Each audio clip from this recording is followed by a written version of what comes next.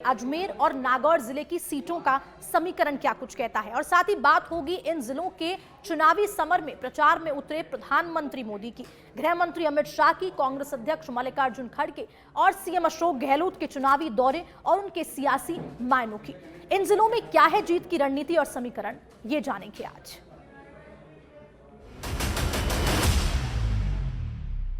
यहाँ कांग्रेस ने राजस्थान को भ्रष्टाचार, दंगों और अपराधों में अग्रणी बना दिया। सब युवाओं को मैं हर साल 2 करोड़ नौकरियां दूंगा। भरतपुर डिस्ट्रिक्ट के लोगों को कितना मिला? केंद्र सरकार बेदखल रास्ता के साथ चुनाव आए हैं, झूठे वादे करेंगे, भड़काएंगे लोगों को, तो हमारी स्कीमों के बारे में एक चर्चा तक नहीं करते।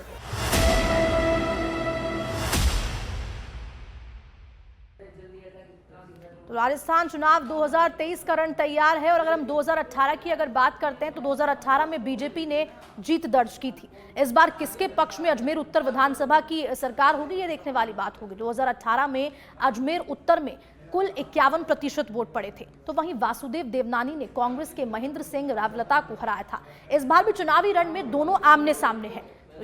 तो वहीं अजमेर दक्षिण विधानसभा की अगर बात करते हैं तो 2018 में बीजेपी ने जीत दर्ज की थी, तो वहीं 2018 में अजमेर दक्षिण में कुल 50% वोट पड़े थे। बीजेपी की अनीता बघेल ने कांग्रेस के हेमंत भाटी को हराया था। तो वहीं 2023 में बीजेपी से अनीता बघेल तो कांग्रेस की द्रौपदी कोली में मुकाबला देखने वाला है।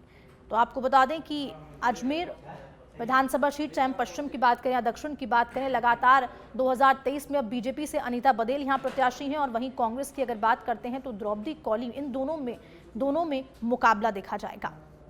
ये आपको सीटें बता रहे हैं अजमेर की। तो वहीं क्या कहती है अजमेर विधानसभा की, क्योंकि देखिए लगातार अगर हम सारे नेताओं की बात करें, चाहे बीजेपी की हो, कांग्रेस पार्टी हो, दोनों के ही पार्टी दिग्गज नेता रैली कर रहे हैं, रोड शोज हो रहे हैं, संबोधन हो रहा है और साथ ही साथ जो कई मुद्दे हैं, चाहे वो हम स्थानीय मुद्दे की बात करें या फिर जो मरदुरा के जो मुद्दे हैं, मेन मुद्दे हैं, उसको लेकर लगातार चाहे प्रधानमंत्री मोदी हो या फिर मुख्यमंत्री अशोक गहलोत हो, मल्लिकार्जुन खड़गे हो, लगातार सभाएं कर रहे हैं, संबोधन उनका हो रहा है। तो ये आप तस्वीर भी देख सकते हैं। ये तस्वीर जबकि प्रधानमंत्री नरेंद्र मोदी ने सभा की थी, संबोधन किया था। तो आपको बता दें कि 2023 में बीजेपी से अनीता बघेल प्रत्याशी हैं बीजेपी की, और तो वहीं अगर कांग्रेस की बात करते हैं तो उनके सामने द्रौपदी कोली और इन दोनों में मुकाबला है।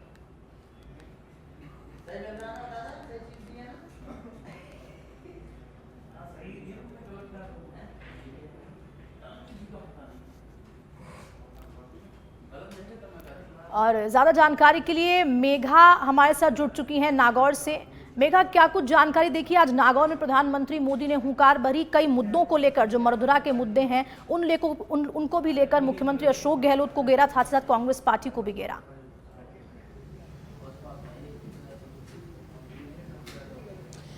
बिल्कुल हर्षदा, और देखिए आज जो हम संभाग की बात करने वाले हैं, क्योंकि अब ये जरूरी हो जाता है कि हर संभाग की चर्चा की जाए, वहां के समीकरण क्या कहते हैं वो जनता को समझाया जाए। और अब अजमेर संभाग की बात कर लेते हैं। अजमेर संभाग जिसमें 29 सीटें आती हैं और इसमें 4 जिले हैं, भीलवाड़ा, टोंक, इसके अलावा आपके नागौर और अजमेर।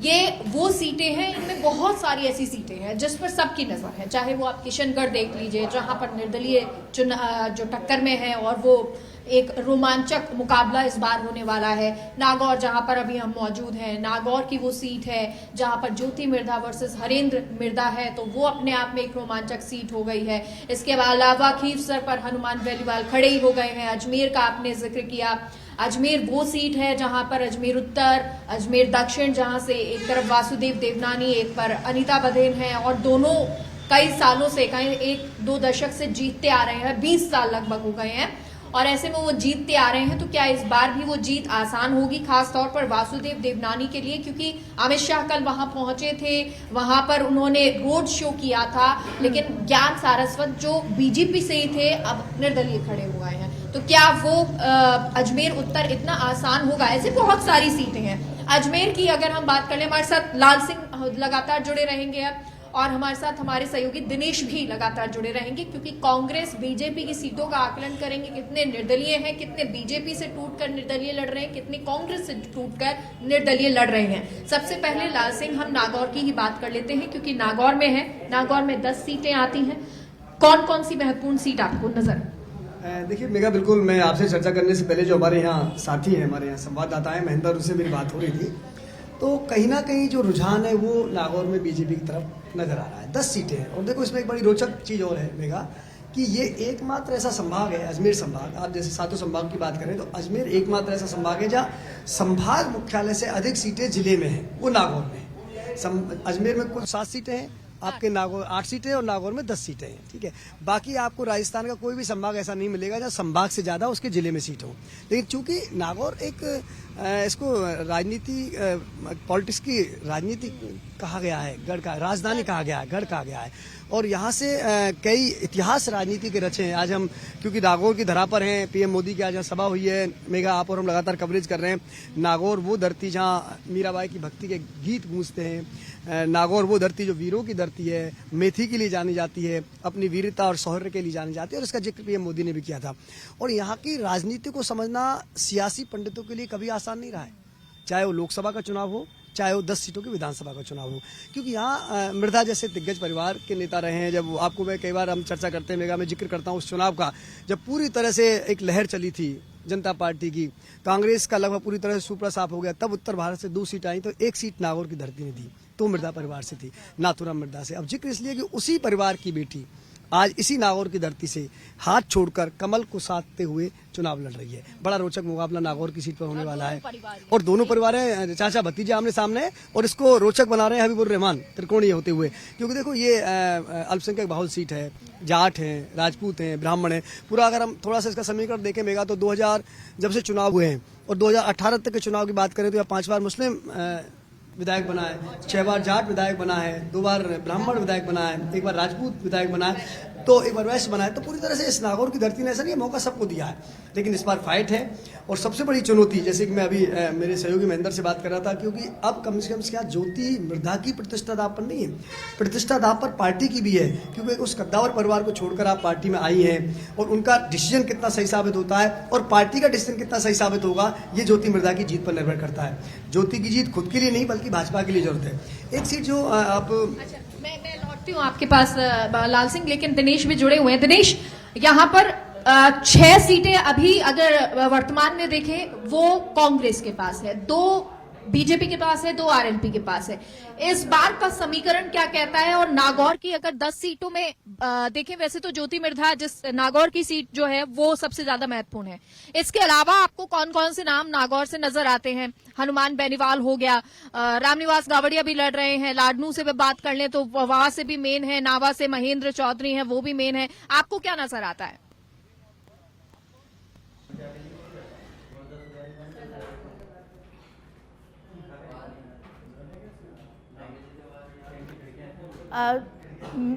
मेगा, शायद आपकी आवाज नहीं आ पा रही है, दिनेश तक आपकी आवाज नहीं पहुंच पा रही है, लेकिन लगातार देखिए, चाहे प्रधानमंत्री नरेंद्र मोदी हो, ठीक है दिनेश जी, दिनेश आप तक आवाज पहुंच पा रही है? लगभग तमाम जो 10 सीटें हैं उन पर जाटों के वोट काफी निर्णायक वोट है। उसके बाद बात करें हम मकराना, डीडवाना, लाडनो और नागौर, इन 4 सीटों पर है मुसलमान जो कम्युनिटी के वोट है वो काफ़ी अहम रोल यहाँ पर निभाते हैं। और खींवसर की हम बात करें तो वहाँ कांग्रेस मुकाबले में कहीं नहीं है, बीजेपी फिलहाल वहाँ कहीं मुकाबले में नहीं है, और वहाँ मुकाबला हनुमान बेनीवाल और जो निर्दलीय कांग्रेस के बागी है दुर्ग सिंह है। तो कह सकते हैं कि कांग्रेस यहाँ सिर्फ चुनाव लड़ने के लिए चुनाव लड़ रही है। अब बात करते हैं डीडवाना, जो सबसे हॉट सीट है, वहाँ पर बीजेपी के बागी यूनिस खान पूर्व मंत्री ने बीजेपी के उम्मीदवार को 3रे नंबर पर धकेल दिया है। ये आज तक का वहाँ का संभावित परिणाम होता दिख रहा है, और मुकाबला चेतन डूडी और यूनिस खान के बीच। नागौर के अंदर हबीबुर रहमान ने कह सकते हैं कि हरेंद्र मिर्धा की मुश्किलें यहाँ पर काफी बढ़ा दी है, और बीजेपी यहाँ पर बढ़त बनाते दिख रही है, और बीजेपी का अच्छा चुनाव। कांग्रेस के पिछली बार 6 विधायक यहाँ पर चुन के जीत आए थे, लेकिन नागौर की जो सियासी तस्वीर इस बार बताती है कि कांग्रेस का जो प्रदर्शन है यहाँ पर इस बार कमजोर रह सकता है। इस बात के कोई शक नहीं है। जो जानकार वहाँ के, हम भी जाकर आए थे नागौर, लेकिन कांग्रेस वहाँ पर मकराना और लाडनू फिलहाल 2 सीटों पर कह सकते हैं मजबूत नजर आ रही है। बाकी जगह कांग्रेस पार्टी के उम्मीदवारों को यकीनन वहां पर संघर्ष करना पड़ रहा है। पिछली बार मेगा 6 विधायक कांग्रेस के जीतकर आए थे, लेकिन इस बार ये स्कोर मेंटेन नहीं रहेगा।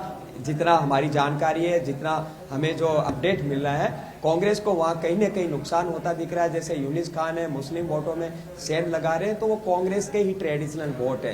तो यहाँ पर ये मुकाबला कांटे का हो चुका है कि वो डीडवाना नया जिला बना है, उसके बावजूद भी मुकाबला यहाँ पर फंसा हुआ है। डेगाना के अंदर मुकाबला जोरदार है, अजय सिंह तिलक और विजयपाल मिर्दा जो सिटिंग विधायक है। बाकी रिजर्व सीट है वहाँ पर मेड़ता, वहाँ पर भी कह सकते हैं कि आरएलपी, कांग्रेस और बीजेपी तीनों में त्रिकोणीय मुकाबला यहाँ पर होता दिख रहा है। तस्वीर अभी साफ नहीं हो रही कि यहाँ पर क्या होगा। हनुमान बेनीवाल का खिवसर से चुनाव जीतना लगभग तय है। कोई कड़ी चुनौती उनको यहाँ पर इस बार नहीं मिलती फिलहाल दिख रही है। इस बार खूब मिर्दाओं को टिकट दी गई मेगा। वहाँ के आप देखो, बीजेपी से ज्योति मिर्दा, कांग्रेस से हरेंद्र मिर्दा, विजयपाल मिर्दा और उनके ही परिवार से जो तेजपाल मिर्दा है, उनको खींवसर बेनीवाल एक तरह से ज्योति मिर्दा और हनुमान बेनीवाल एंटी माने जाते। क्या किसी तरह का नागौर में वो नुकसान पहुंचा सकते हैं?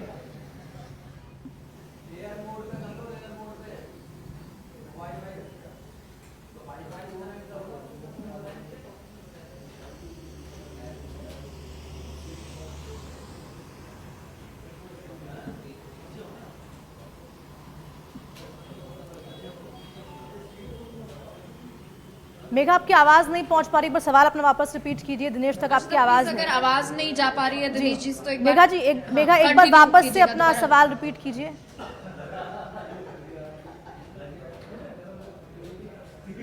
बिल्कुल दिनेश से मैं ये जानना चाह रही हूँ कि क्या हनुमान बेनीवाल दोनों में एक ज्योति मिर्दा और हनुमान बेनीवाल जो है वो एक तरह से आपस में टक्कर नजर आती है, एक दूसरे के लिए कुछ ना कुछ कहते रहते हैं, तो क्या वो किसी तरह से नागौर में डेंट पहुंचा सकते हैं ज्योति मिर्दा को?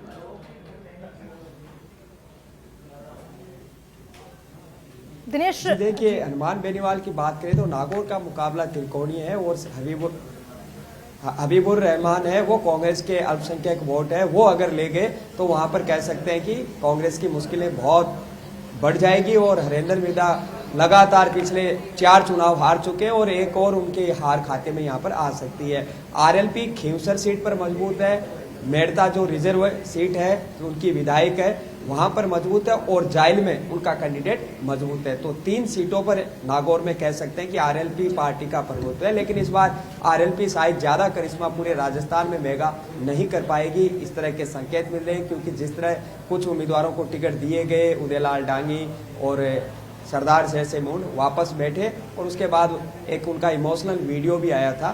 तो नागौर में जो राजनीति है वो मिर्दाओं के इर्द गिर्द रहती है। लेकिन इस बार बीजेपी ने एक बड़ा मास्टर स्ट्रोक खेला, ज्योति मिर्दा को तोड़कर वो अपने पाले में लाए और उनको नागौर से यहाँ पर टिकट दिया गया। और आज के दिन अच्छा वो चुनाव भी लड़ रही है, अच्छी पोजीशन में भी बताई जा रही है। और प्रधानमंत्री मोदी की जो सभा हुई है उसके बाद वहाँ के समीकरण कह सकते हैं उनके पक्ष में और आते नजर है। लेकिन जो स्कोर है कांग्रेस का, जो पिछली बार 6 विधायक का था, उसमें इस बार फिलहाल आज के जिक्र कर लेते हैं, एक बार अजमेर का जिक्र कर लेते हैं। लाल सिंह, आपको क्या नजर आता है? लाल सिंह, क्या वासुदेव देवनानी ये सीट इस वक्त फंसी हुई है? अनीता बघेल इस सीट का विश्लेषण क्या कुछ कहता है? और रघु शर्मा, हालांकि ये तो दिनेश से सवाल करेंगे, रघु शर्मा राकेश पारिक का, लेकिन इन दोनों सीटों को आपका विश्लेषण क्या कहता है? बिल्कुल दिनेश से बात करेंगे और हमसे बात करेंगे, बिल्कुल देखेंगे, क्योंकि सारी सीटें आप देख रहे हैं। पूरा दिनेश तो बताएंगे कांग्रेस का जो माहौल क्या है, क्या कह रहे हैं। लेकिन आप देखिए अजमेर देखा जाए तो भारतीय जनता पार्टी घट रहा है, इसमें कोई दोहराई नहीं है। और पूरे अगर हम पूरे संभाग की बात करें, आपने अजमेर का स्पेसिफिक पूछा है, मैं उसका बता देता हूँ। जो 8 सीटें आती हैं, हाँ इस बार ये सही कह रहे हैं आप कि कहीं ना कहीं जो वासुदेव देवनानी है वो सीट फंसी हुई है। लेकिन उसमें आप देखिए ऐसा लग रहा है कि महेंद्र अल्लाह तो अच्छी टक्कर उनको दे रहे हैं, चूंकि वो त्रिकोणीय बना हुआ मामला। लेकिन मेगा आप देखिए, आप कह रहे हैं ना कि वो नहीं फंसे, इसमें आप देखिए पूरा दोनों पार्टियों के साथ क्या हुआ। अनादि सरस्वती को मुख्यमंत्री गहलोत ने कांग्रेस की सदस्यता ग्रहण कराई और वो चुनाव के लिए कराई। लेकिन एंड ऑफ द डे क्या हुआ, आप उसको टिकट नहीं दे पाए। आप देखिए सीएम का आदमी शामिल किया हुआ और पूरी तरह से टक्कर दे रहा था किसको, वासुदेव देवनानी को। वो सिंधी से आती हैं, गुरु हैं उनकी, और उस परिवार से आती हैं जो सिंधी परिवार पूछता है देश को शहादत देने के लिए, लेकिन आप उसको वोट नहीं दे पाए। बड़ा काउंटर था। मैं एक बार कह रहा हूँ क्योंकि जो लगातार सीएम गहलोत पिछले 4 साल से कोशिश कर रहे हैं कि हम सॉफ्ट हिंदुत्व का चेहरा अपनाएं और वही काउंटर करें जो बीजेपी करती आ रही है। तो एक मौका, ज्ञान सारस्वत का आना भी तो एक त्रिकोणीय, ज्ञान सारस्वत निश्चित रूप से भाजपा को नुकसान पहुंचा रहे हैं और यही वजह है, केवल यही वजह है, मैं कह रहा हूँ केवल यही वजह है इससे महेंद्र लापता टक्कर में आ रहे हैं। लेकिन मैं कह रहा हूँ गेम कितना गजब हो सकता था कांग्रेस के लिए अगर इनकी आपसी गुटबाजी ना होती। लास्ट में शांति धारीवाल को टिकट दिलाने के चक्कर में आपको चाकसू से वेद प्रकाश को उतारना पड़ा, यहाँ से महेंद्र लापता को टिकट देना पड़ा, अनादि सरस्वती का आपने टिकट फाइनल करके उसको कह के उसको शामिल किया गया, लेकिन अंदर की गुटबाजी के कारण आपने बहुत बड़ा कैंडिडेट खो दिया जो इस पूरे संभाग में इफेक्ट करता है। और सिंधी वोट जो मेगा भाजपा का परंपरागत वोट माना जाता है उसमें एक बड़ी सेंध कांग्रेस कर सकती थी, बड़ी सेंध उससे चूकी। हाँ, लेकिन ये सही है, आज के जो हालात हैं, आज के तथ्य कहीं ना कहीं जो उत्तर है उसमें अनीता बघेल और द्रौपदी कोली। अनीता बघेल की अगर बात कर रहे हैं तो इस सीट पे भाजपा को मुझे लगता नहीं कोई बहुत ज़्यादा दिक्कत है। टक्कर तो है, देखो नेट टू नेट फाइट है। मैं इसमें जो लगभग 65 से 70 सीटें मैं मानता हूँ राजस्थान में जो नेट टू नेट फाइट की हैं और बहुत कम अंतर से दोनों पार्टी में हार जीत होने वाली है। वो 1000 भी हो सकती है, 500 भी हो सकती है। ठीक है मेगा, वापस आपके पास लौटूंगी। राजीव भी हमारे साथ लगातार जुड़े हैं। राजीव, देखिए प्रधानमंत्री मोदी की अगर सभाओं की बात करें या फिर हम जो बीजेपी के दिग्गज नेता हैं उनकी सभाओं की अगर बात करें तो प्रधानमंत्री मोदी का फोकस भी मथुरा को लेकर काफी दिखाई दे रहा है। जिस तरह से आज नागौर की अगर हम बात कर लें, भरतपुर की बात कर लें, लगातार सभाएं हो रही हैं और संबोधन प्रधानमंत्री का हो रहा है।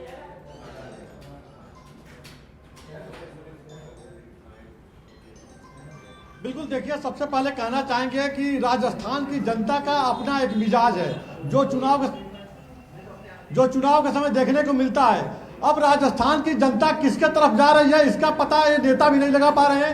अब प्रधानमंत्री नरेंद्र मोदी की रैली को देखिए या अमित शाह की रैली को देखिए या मुख्यमंत्री अशोक गहलोत की रैली को देखिए सभी के रैली में जनमानस उमड़ के आ रही है। लेकिन ये क्या यह भीड़ मतदाता है, क्या उनके साथ जा रहे हैं, यह बड़ा सवाल है। अगर यह मतदाता है तब तो बड़ा परिवर्तन होगा, 2013 जैसी स्थिति हो जाएगी।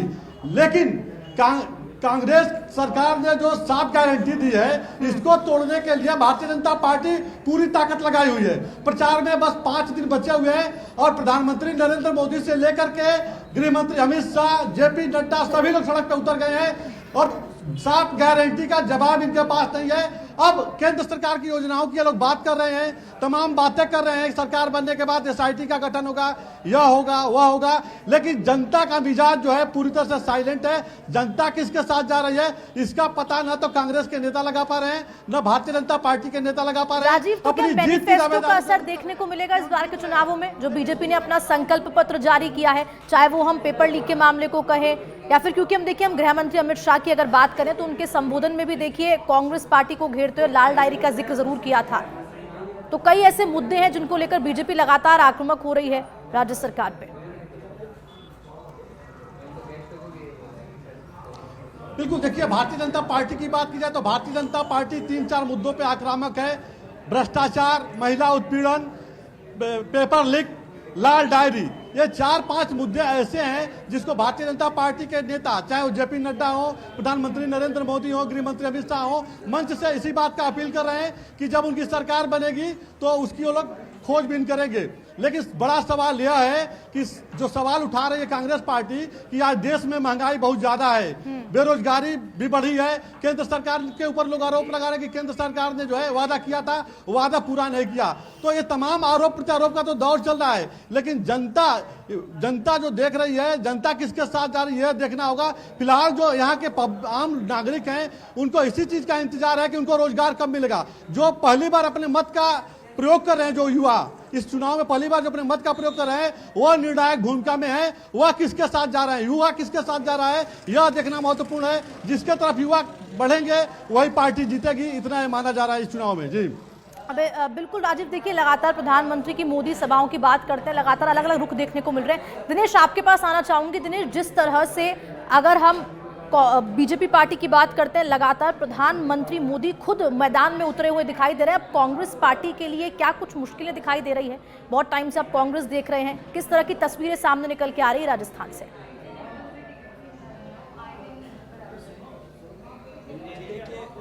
कोई भी चुनाव हो, जैसे राजस्थान के चुनाव की हम बात करें, 23 नवंबर को शाम 5 बजे प्रचार थम जाएगा और वो 25 नवंबर को मतदान होता है। तो चुनाव 4 से 5 दिन पहले स्विंग लेता है। अब क्या होगा, कल से उम्मीदवार जो कमजोर है वो बड़े नेताओं को बुलाएंगे, उसमें भीड़ जुटाएंगे, अपनी ताकत का एहसास कराएंगे या रोड शो के जरिए सड़कों पर माहौल बनाने की कोशिश करते हैं। तो इसके बाद चुनाव स्विंग होगा और हम लगातार प्रधानमंत्री मोदी भी रैली कर रहे हैं और अन्य नेता भी बात करें। जिस तरह नागौर की 10 सीटों पर हमने डिस्कशन किया, अब हम अजमेर जिले की सीटों की बात कर लेते हैं। नेताओं के कैंपेन जारी रहेंगे कल भी।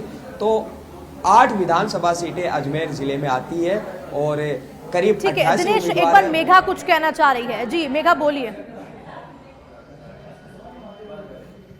बिल्कुल दिनेश, आप अभी क्योंकि हम संभाग का जिक्र कर रहे थे और बेहतर है कि फिर उसी पर आ जाते हैं। और अभी हमने बहुत सारे जिक्र किया है, बहुत ज्यादा वक्त भी नहीं है। भीलवाड़ा का जिक्र कर लेते हैं। आप अजमेर पर आ रहे थे, अजमेर का जिक्र कर रहे थे, जल्दी से उसको भी विश्लेषण कर दीजिए और फिर उसके बाद भीलवाड़ा पे आ जाइए, क्योंकि भीलवाड़ा में भी अभी जो वर्तमान स्थिति देखें तो वो कुछ ज्यादा अच्छी कांग्रेस की नहीं है, बीजेपी ज्यादा मजबूत नजर आती है। दिनेश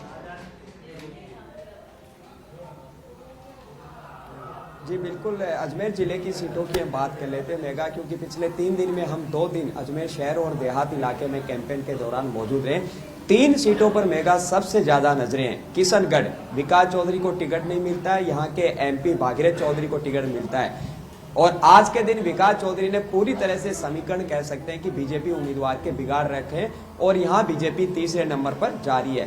कांग्रेस ने सबसे कम उम्र का प्रत्याशी पूरे राजस्थान में उतारा है, तो वो है गुज्जर बाहुल्य सीट नसीराबाद, जहां पर शिवकरण गुज्जर को 26 साल की उम्र है, उनको यहां पर टिकट दिया गया। और तीसरी हॉट सीट है केकड़ी, रघु शर्मा जहां मंत्री थे और शत्रुघ्न गौतम, यानी रोचक मुकाबला है, कांटे का मुकाबला है। लेकिन एक मैं बात बता देता हूं, वासु देवनानी सीट, जो देवनानी की सीट है अजमेर उत्तर मेगा, यकीनन लोग यहाँ के काफी नाराज है कि हमने 4 बार देवनानी को विधायक बनाया है। और कुछ लोगों के ये रिएक्शन थे जब हमने रोड शो देखा था कि वो नाली का कचरा तक साफ नहीं करा पाया। ये अलग बात है, वो राष्ट्रवाद, हिंदुत्व है, भारत माता की जय कह के पूरी कोशिश यहाँ पर कर रहे हैं। लेकिन 4 बार से निगम के जो पार्षद है ज्ञान सारस्वत, उनका 4-5 वार्डों में जनाधार है। उन्होंने दिनेश, क्योंकि कल जब हम गए थे तब रोड्स की स्थिति भी कुछ ज्यादा अच्छी नहीं थी। वहाँ के खुद लोग जो है वो ये कह रहे थे कि यहाँ रोड्स की स्थिति ऐसी है, यहाँ हमेशा ऐसे ही रहता है,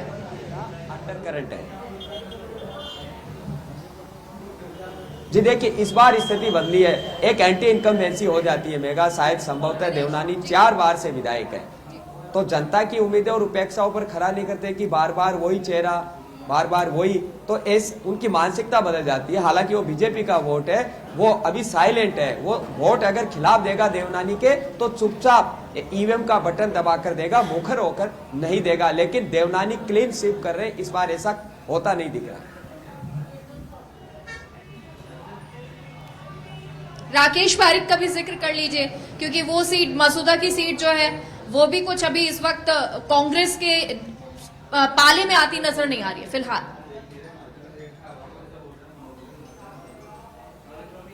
बिल्कुल मेगा, हम अन्य सीटों की बात करते हैं। मसूदा मुकाबला त्रिकोणीय है, सचिन पायलट कैंप के राकेश पारिक है, जो अब्दुल वाहिद चीता है, उन्होंने बसपा से टिकट ले ली, कांग्रेस से बगावत की है और उनकी यहाँ पर कह सकते हैं कि राकेश पारिक के समीकरण है, उन्होंने बिगाड़े। और बीजेपी को यहाँ अपना उम्मीदवार भी चेंज करना पड़ा था, कई दिक्कत हुई।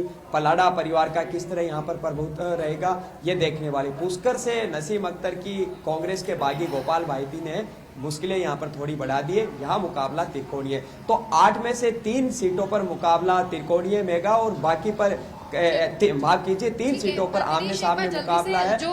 ठीक है मेगा, वक्त की कमी है। बहुत बहुत शुक्रिया आप सभी का जुड़ने के लिए हमारे साथ। तो अब 5 दिन बचे हैं प्रचार प्रसार के लिए, लेकिन देखने वाली ये बात की होगी कि जनता किसको वोट देगी और 3 दिसंबर को जो परिणाम आएगा उसमें किसकी सरकार बनने वाली है।